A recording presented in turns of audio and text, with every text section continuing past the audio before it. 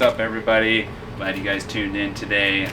We are going to be going over the Armstrong FG wing SUP board. I know this board has been out for a couple years now. The brand new FG board has just been released. They tweaked that board a little bit, but I just want to go over this board and just kind of do a refresher on it. Just talk about why it's become our shop favorite, and all of us at Kite Paddle Surf rip on this board. Well, we think we rip, probably don't.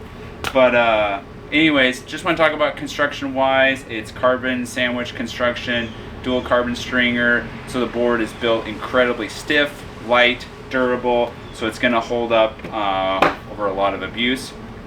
And then after that, as far as on top here, the traction, super comfy, cushy, works great with booties and without booties. I can go barefoot for an hour and a half, 2 hours, and my feet feel great on this board, which is awesome. Some tractions just don't do well. I was on the KT board for a while, super grippy board, but man, barefoot after an hour, it hurt your feet. So traction's great.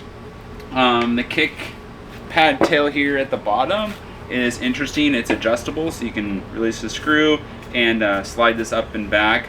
A lot of guys are having trouble with this section breaking from knees and legs when you're on this board, getting up on the wing. So I haven't ruined mine yet, but that's an issue that we've been having with these tractions. I think they address that in the newer version. Nothing too major there though. Handle goes all the way through,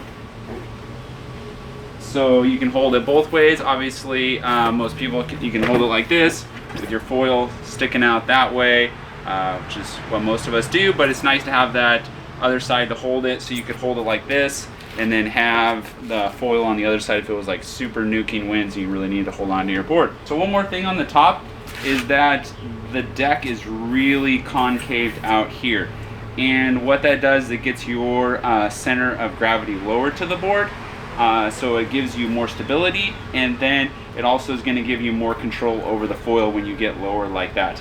Another great thing about it, not necessarily great for supping, but this review is coming at it more from a wing standpoint, is that what's going to be nice about this is that when you're on this board, you're on your knees, you're getting your wing out and getting ready to stand up, is that you're able to kind of like put your knees and your legs in this area and kind of like wedge yourself up, so it kind of gives you leverage over the board, which gives you more control when you're in that position, which is great for these boards that are lower volume, that are going to sink a little bit. This board's 60 liters, and so I feel like this over the Nash Hover Carbon Ultra definitely have a lot more stability over that board, probably because of that feature and just some more design things that they've done on this board. So it's really nice, that recessed concave deck, really nice on top. Okay, so let's go to the bottom and kind of talk about what's going on down here. So there's a lot of channeling going on here. We got this double concave right here, and then these heavy chimes down the side. Heavy chimes, of course, are going to help you deflect off the water. If you're doing maneuvers or you're really leaned over and you lose power, it's going to help pop that board back up. Concave here is going to help with the water tension, so when the board touches down, it's not going to suck the board in. It's going to make that board deflect off quicker. And also, there's a healthy amount of rocker on this board. You guys can see it there, but this board is pretty rockered out in the nose, which is awesome. When you're going along and riding and that nose just dips down, it's just going to help that nose just kind of pop up, which is going to help you keep you on foil and not suck the board in.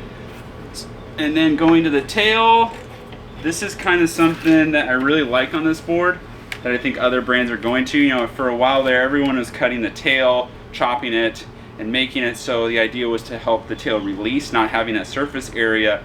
But what Armstrong does, and other boards are doing now, is that this clean release is a lot more, I think, like a sailboat. And so as the water flows, it's going to release at a cleaner, it's going to have a cleaner release, so it's smoother and it gets up onto foil faster, because I think it's going to have more speed. So the board is going to build more speed while it's sitting in the water versus having that kind of cut off kick tail that some of the brands were doing. So really like this tail.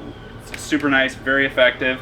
And then of course, like a lot of people talk about with Armstrong, is their tracks. So the tracks are moved forward on their boards, and that allows to get the foil further forward so you can ride more centered on the board, and that helps distribute as you distribute kind of the length of the board so that you're more in the middle of the board, but it also accommodates so many different types of foils. So you don't necessarily have to have Armstrong foils. You can have other foil brands.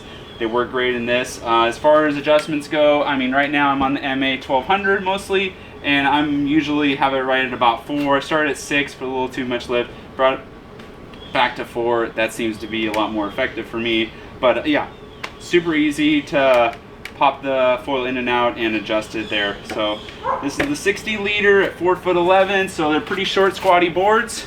Yeah, as you can see, pretty tiny boards.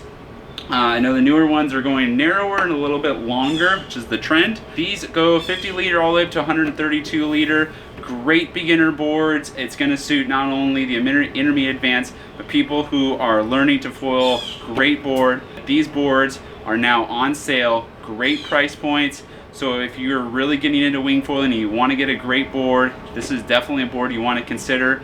You can have it in your quiver for a long time. It comes with an outstanding travel bag so that you can travel on the airplane. You can keep it in your car, and that's just a bonus, having such a nice bag, custom fit for your board. Really sweet. Armstrong does such a great job.